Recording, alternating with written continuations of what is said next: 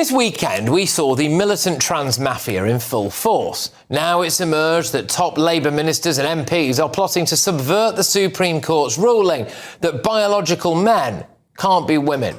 And Prime Minister Keir Starmer is too weak and confused to stop them. Leaked WhatsApp messages reveal Labour's Minister for Border Security and Asylum, Dame Angela Eagle, said that they should call a meeting to find a way around the Supreme Court's ruling. Then Chris Bryant, yes, this Chris Bryant.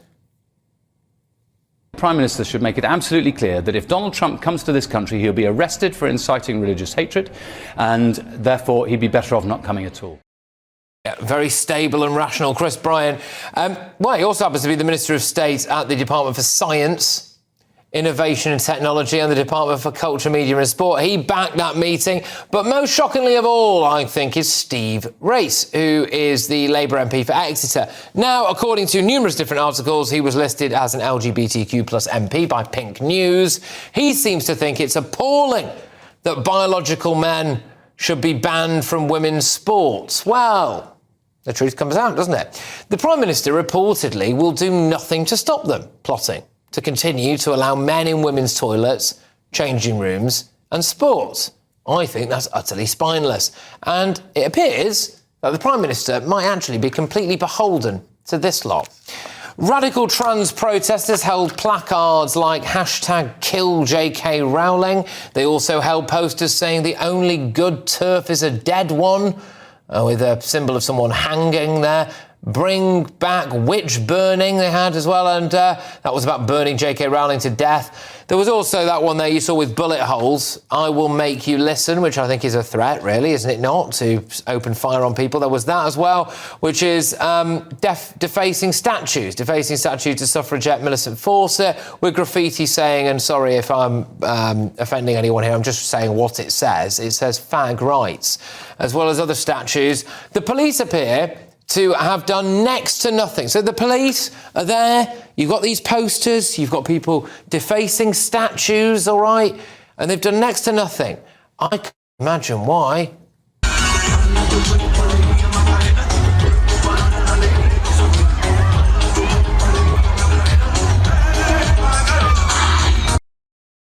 Oh, of course, the protesters let themselves down, if they hadn't already, by saying stuff like this.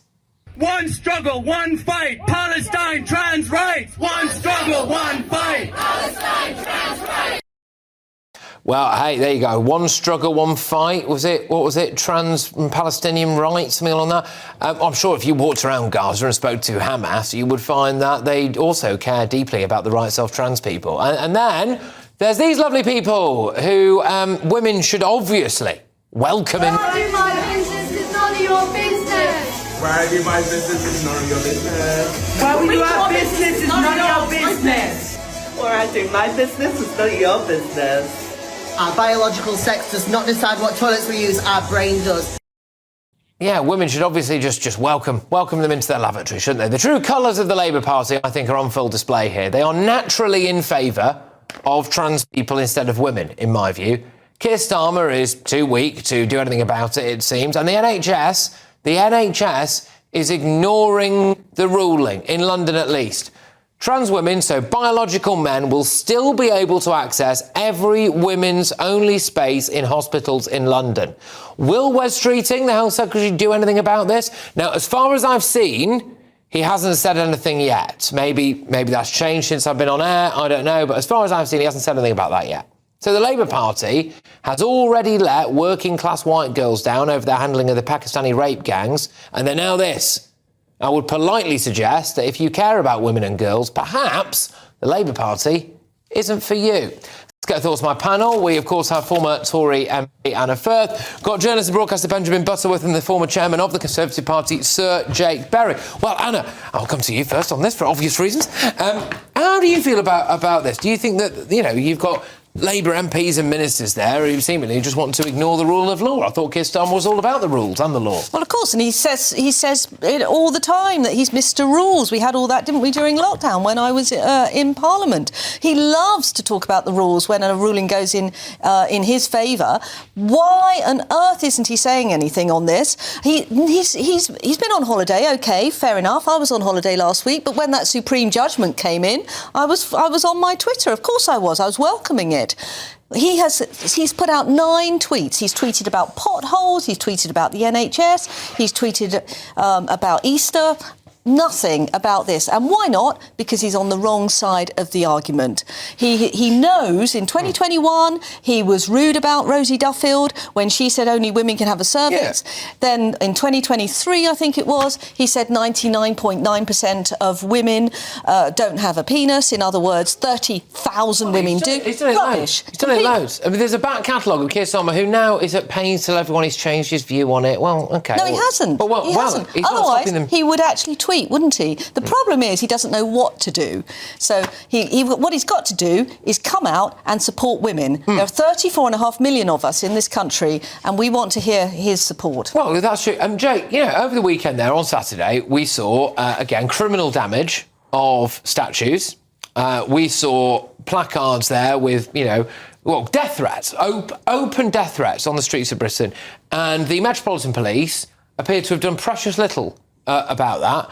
I mean, why is that? Are they beholden to... Is that something that the Palestinian flag and the trans flag have in common? It makes you unarrestable, does it? So according to the police, now it seems the difference between a riot and a protest is a riot is people you don't agree with their views and a protest is people where the Metropolitan Police do seem to...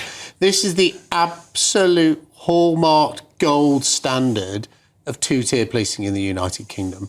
You had people sent to prison in the UK for holding up, quite rightly actually, for holding up placards that incited violence at the appalling riots that we saw after the murders in Southport. You had, now the police, so far this evening, I understand, have still made 0 arrests. Public property has been damaged. Yeah. Statues commemorating the sacrifices that women made for feminism and women to get the right to vote in this country have been damaged. And they can hold up hate posters inciting violence. As I say, I know there was the report last week that said there isn't two-tier policing in this country. There it is. That report is wrong. Don't believe what politicians tell you. Believe what you see with your own eyes. You saw it on the streets of London. It's not a riot because the police kind of agree with what they're saying. They couldn't have gone in there and arrested people because they'd have been accused of being transphobic, right? Even though someone's breaking the law. Even though if someone had held up the same placard, or not, the same placard, but about illegal immigration, they'd have been nicked. They were sent to prison, Patrick. And whether people are trans or not, I'm completely relaxed. Some people are trans, they're trans. But it shouldn't mean that the rule of law applies differently to them. It does in this country. This is why people talk about two-tier care. This is why people talk about two-tier policing. That is proof positive that we have it. Well, Benjamin, let's get back to the Labour Party on this, because they showed their true colours, didn't they, there? Those leaked WhatsApp messages from several Labour bigwigs. They think that blokes should be able to compete in women's sport. They think that blokes should be able to access women's spaces, and they're going to try and subvert this Supreme Court ruling. Well, that's entirely projection. None of that is in the messages at all. There's a message where it says it's absolutely ridiculous that men should be banned from competing in women's sport. What the question is how you interpret this. And I think a group of gay and lesbian MPs who have long records in caring about these issues and to some extent affected by them, wanting to stand up for those trans people whose voices are so quiet, is understandable. Or is it that they don't want to be ostracised by their own community? Is it that they're too afraid of it? Is it that they're compromised? Compromised how? Compromised in the sense that they might not be able to go out to some clubs that they enjoy going to. Maybe they've got a friendship group that does include several trans people, and that makes them, frankly, at the mercy of the more radical aspects of the trans community. I think that's quite a strange suggestion. But what I would say is that if they have trans people in their lives, which is quite plausible, then maybe it's actually quite beneficial that some of the people deciding what the laws or interpretation of laws around this actually are listening to the people that are affected by this acutely. That would be a perfectly healthy thing as far as I'm concerned. You wouldn't say... Sorry, just to finish. You wouldn't say if somebody has friends who are Jewish and you were discussing anti-Semitism that somehow they'd be quote-unquote compromised. I don't think that would be seen as appropriate. But Benjamin, there are 34.5 million women in this country. There are 48,000 trans women, according to the last census. It's a huge disparity, and here is a judgment. And yet you which think they're a affects the threat to your 34 entire existence, and I think that's why, unreasonable. No, what I'm saying is, surely government ministers and the Prime Minister should be actually coming out and saying the 34 million women here have been represented, fortunately, by these brave women in Scotland, and we now need guidance to make sure. Sorry, that's not quite the point, is it? Because it's a question of law. It's not a question of do we agree with 48,000 or 34 million people. The GBV news viewers can make their own mind about that. It's a question of what defines your sex in this country. You're born with a sex. You cannot change it. Your cells are different as a man than they are as a woman. You can't change it. So I think the real thing is the court has said the strict legal position in this country is that your sex that you are born with is your sex. Absolutely. And you know, the thing is I just find so odd about Keir Starmer's behaviour is we've had him for years sort of clutching his pearls with his legs crossed, saying, it's the judges. Politicians shouldn't seek to overrule or overturn judges. I'm agreeing with you, let me finish. Shouldn't seek to overrule or overturn judges. And now he's given a free pass, apparently, to Labour ministers appointed by him to seek to undermine the independence of the judiciary here in the United Kingdom. Hang on. And that is wrong. Can I just gently say to two former Tory MPs, if every time a Tory MP disagreed with a law in a WhatsApp group, then none of you would have ever had any ministers for the last 14 years. I'm an ex-Tory MP, so I can say what I want. I think that's absurd. No, what I do not understand here is that Keir Starmer is... He's tweeted, as I've said, 9 times since this ruling. This is an important ruling, and yet he's been absolutely silent. That is a lack of leadership. Why? Because he's been on the wrong side of this argument, and he's probably still on the wrong side. I mean, the government put out a statement obliging the Supreme Court judgment very quickly, and of course that doesn't happen if the Prime Minister doesn't approve it. But does the Health Secretary now need to get hold of all of these NHS London-based trusts who are refusing to comply with this? Does he not now need to come out and make a statement and say, you need to, off the back of this Supreme Court ruling, you need to do it? Or is West Streeting going to find it very difficult to do that because of his previous statements when it comes to the LGBT, especially the T aspect, of that community? Well, I find that odd, again, because Wes Streeting has been on the side nearer to either of the two other people on this panel for some years, and he's been, a lot of the hate, or some of the hate at that protest was directed towards the Health Secretary. You know, I've known Wes Streeting a long time. He's certainly no transphobe, but he's been very careful on what he said.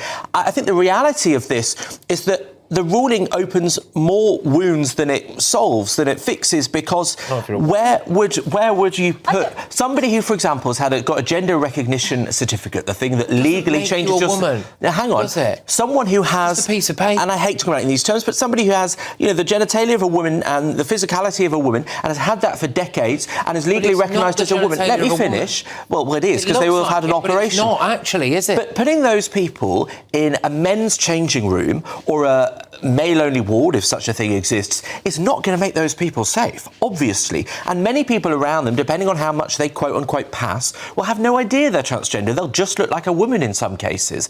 And so you're not protecting those people. And there might only be 48,000 of them legally transitioned, but they're as entitled to that safety as anybody else. Yes, they are, but they're not entitled to invade the spaces of the 34.5 million women. Where do you think they were peeing last week?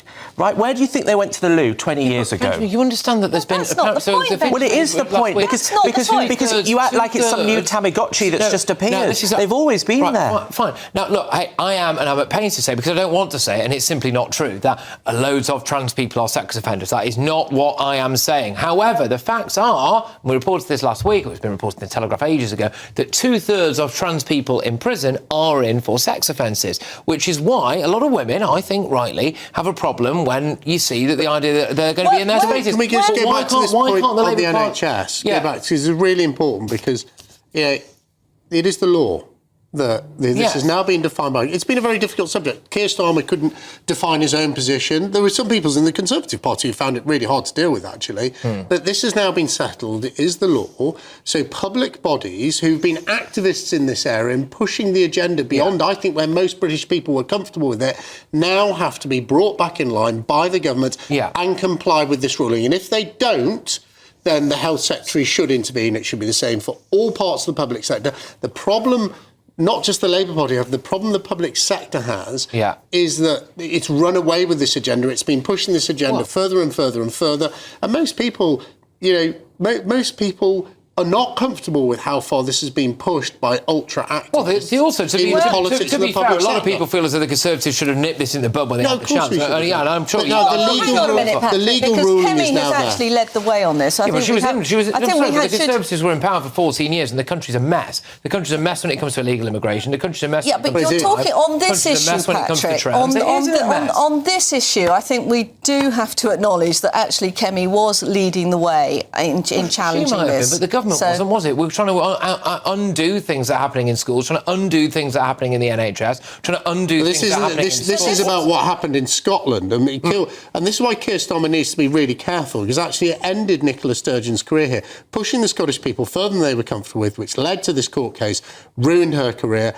Keir Starmer doesn't get a grip. The same should happen to him. Coming out, and he should be praising these women who have suffered a lot of abuse and who have actually finally got the Supreme Court to actually tell us what we all already knew, that a woman is a biological woman, and that sex in the Equalities Act means biological sex, and he should be saying that he agrees with it. Final point, Benjamin, we've got a bit pressed for time here, but when it comes to, if you are a biological woman now and you see that these leaked WhatsApp messages that have come out after the Supreme Court ruling from several Labour big hitters, you see that the Prime Minister isn't apparently going to do anything about that, if you see that the Health Secretary, as it stands, is not doing anything about the NHS standing up for women's only spaces, if you're a woman in Britain, how on earth could you vote Labour?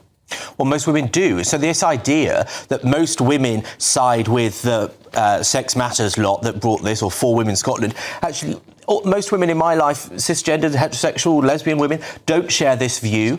And also, Labour got something like a 20-point lead with women at the last election. So clearly, women feel far more comfortable with Keir Starmer than with Kemi Badenoch. Well, there you go. I feel we'll be interested to know what people's views are on that. We are out of time, I'm afraid. Sorry for that particular segment there. But look, hey, what do you think at home, or if you're listening on your radio or wherever you are?